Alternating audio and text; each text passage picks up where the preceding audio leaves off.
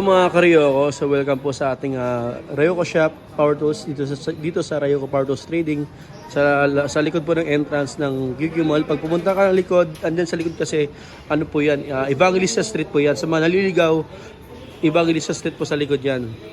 Tapos ito yung pinaka gate niya at pagpasok mo, ito yung pinaka harap natin. Ryoko Power Tools Trading. Kapag po napunta ka naman sa pinakaharap sa punsa ng entrance, punta ka lang ulit sa likod dito.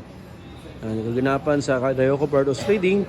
So sa iba't ibang lugar pa mga yan nanggaling, dumayo lang sa atin para lang mapanood yung mga napanood nila sa vlog, makukuha nila yung presyo na gusto nila, tulad ng mga cordless natin, impact wrench, mga cordless natin, mga water pump, mga circular saw, planer, gasoline engine, battery charger, generator, battery charger na malaking demolition hammer, sprayer. Marami tayong makukuha dito mga Karyoko. Ayan, pasok tayo dito.